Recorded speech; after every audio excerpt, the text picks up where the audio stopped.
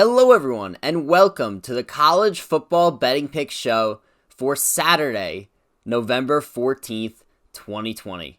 I'm Dylan Burd here on the Sports Burd podcast, and I'm excited for another week of college football, but it seems like most of the games are canceled this week. I mean, we have, up to the point where I'm recording this, we have 14 FBS games that have been canceled this week, so absolutely brutal, and as a result, I only have 3 picks against the spread this week. Not going to try to force picks on a very, very limited slate. No parlay this week, just 3 picks against the spread this week. Will be a little bit of a shorter video as a result, but we will do a deep dive into each game like we normally do. And just before we get started here, I just wanted to remind you to smash the like button and be sure to subscribe to this channel if you haven't already. In addition, you could follow me on Twitter at sports_bird. While the games are going on tomorrow, I may be adding picks as the games go on, so be sure to be following me there, and that is where I will tweet out if I am adding picks.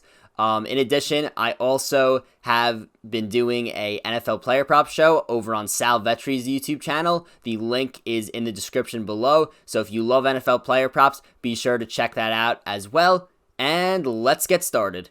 The first game that we are going to talk about today is number 10 Indiana playing at Michigan State. Indiana favored by 7 points in this game.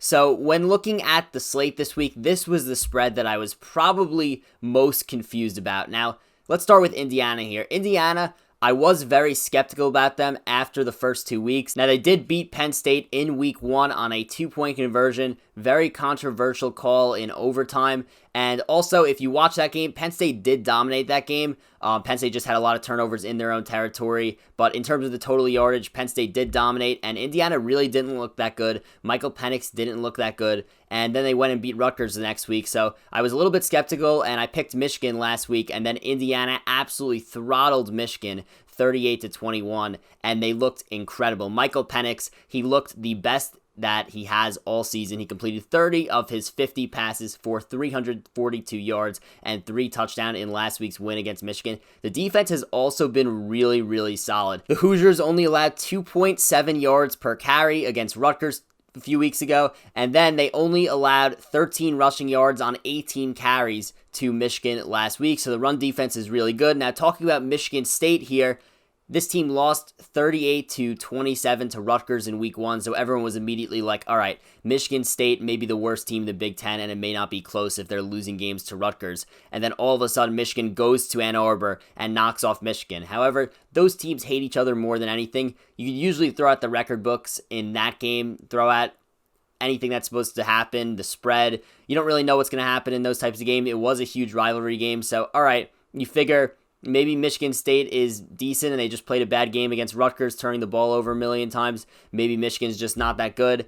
And then Michigan State goes and plays Iowa and is down 35-0 at halftime, ends up losing the game 49-7. So that was pretty telling about how bad that loss was for Michigan, how bad Michigan State is, I should say, as well. I mean, losing to Rutgers and then getting blown out that badly to an 0-2 Iowa team is a pretty tough look. So I think Indiana goes into East Lansing and beats the heck out of Michigan State here. I think that they cover the spread pretty easily in this game. I'm going with the Hoosiers, -7. I buy the Hoosiers. I think they're really good this year. I do think that they're the second best team in the Big Ten this year. Again, that's not saying much considering how bad the conference has been, but Indiana, -7 against Michigan State this weekend. The next game that we're going to talk about today is number 13 Wisconsin at Michigan in Ann Arbor. Wisconsin favored by 4.5 points this game. Now just remember, after a dominant season opener against Illinois where Wisconsin won 45-7, Wisconsin hasn't been on the field in a few weeks. They had a COVID outbreak which affected their quarterback Graham Mertz. Now Graham Mertz, very hyped quarterback prospect coming in, got the start because Jack Conn, their starter from the last few years, was injured, and as a result, Graham Mertz showed out. It's clear that he's never giving up that job anytime soon.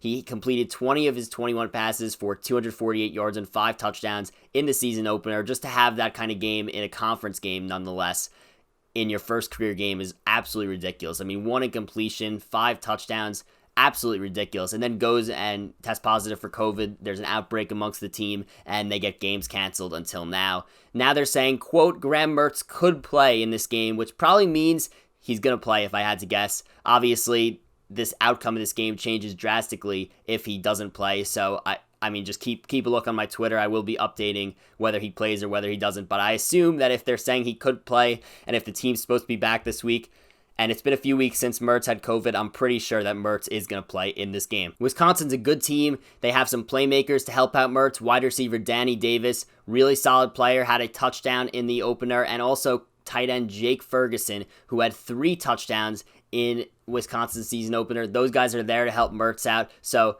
Wisconsin is a really, really good football team. It's kind of a shame that we haven't been able to see them play. I know I just called Indiana the second best team in the Big Ten. Honestly, that's because Wisconsin's just been completely off the map. But Wisconsin, if they come and prove that they could, win in Ann Arbor, I think that they become the second best team in the Big Ten pretty much over Indiana. Even though Indiana is top 10, I think I would still rank Wisconsin over them if Wisconsin proves it in this game. But not to go too much on a tangent there, going back to this game, Wisconsin versus Michigan, and just to look at Michigan, obviously I spoke about them when I spoke about the last game that we discussed, Indiana versus Michigan State, but Michigan, they have been pretty much a disaster the last 2 games. They started off the season great against Minnesota on the road, went out there, won by a decent amount. Quarterback Joe Milton looked like the real deal. Looked like that, Michigan finally had a quarterback after not having a good quarterback for what seems like years at this point.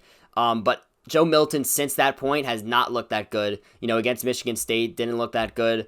Did not look that good. Had a few really, really bad interceptions against Indiana last week. When I was watching, Michigan's defense has also been suspect as they're allowing 287.3 passing yards per game this season. Now, that's a major issue when you're playing against a quarterback as good as Graham Mertz. I think if Graham Mertz plays in this game, I think that Wisconsin wins handedly and covers the 4.5-point spread in Ann Arbor. Our third and final game that we are going to talk about today, we have number 6, Florida, at home against Arkansas. The Gators have looked unreal, coming off a great win last week against Georgia, 44-28 in that game. So that was really a statement win for Florida in that game. I mean, Georgia had looked really, really good other than their game against Bama. Florida comes in and beats the brakes off that really good Bulldogs defense.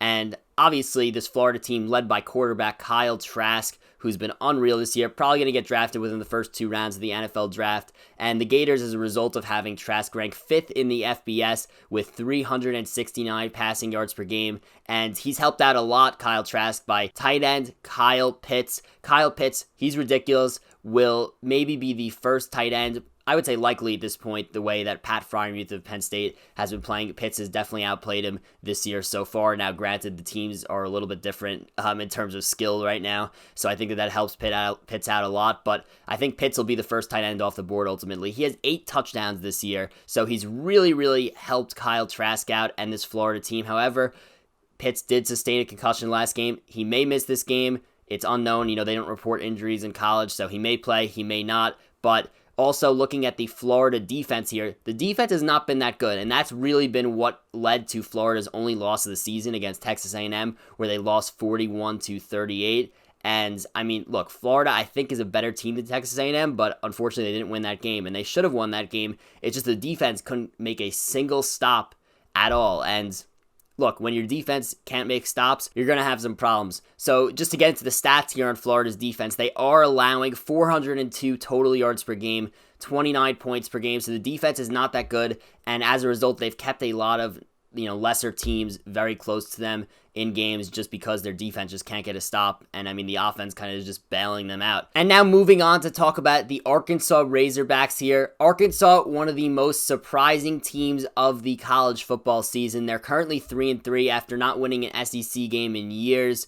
I mean, they have a new coach in Sam Pittman. Sam Pittman actually one of the main storylines of this game because he's missing the game because of COVID. But I don't think that'll play a major role in this game. I mean, it may, but I don't think it will. And, just to get in a little bit into Arkansas and why they've been so successful, the defense has been really, really solid. They're only allowing 222.2 passing yards per game. In addition, the transfer from Florida is Arkansas's quarterback, Felipe Franks. Pretty ironic here, Felipe Franks does return to the Swamp. He's been playing really well, and a lot of people didn't expect that from him. Has 14 touchdown passes on the year. And, I mean, Franks is a main reason why this Arkansas team has been solid this year, in addition to that good defense. So, just because of Arkansas's good defense and, Felipe Franks in a kind of revenge game, and Florida just keeping lesser opponents close all year. I just think this is too many points. I think that Arkansas covers the 17.5-point spread in this game. I think that they cover plus 17.5.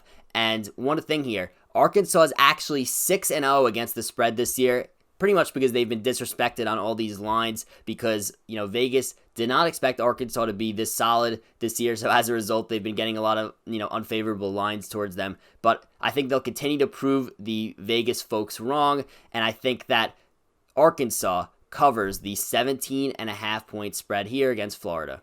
And that's a wrap on the College Football Betting Picks show for November 14th, 2020. Hopefully next week things are a little bit more under control and we get a better college football slate. So we have a longer show and more picks. I hope that's the case. I'll probably be watching the Masters a little bit more than college football tomorrow just because there isn't that much college football on, at all. And look, I really hope this COVID situation gets better. The more football we have, the better. So I'm hoping that everything improves. In addition, college basketball starting soon. I'm excited for that. I really want college basketball to happen. I think it will, but it's probably going to be a rough road ahead like the college football season. There's going to be a lot of cancellations, and that's just an unfortunate part of the times we're living in, but we will get through it. We will bet on the games that are played. And before we head out here, just to remind you, you could follow me on Twitter at sports_Burd.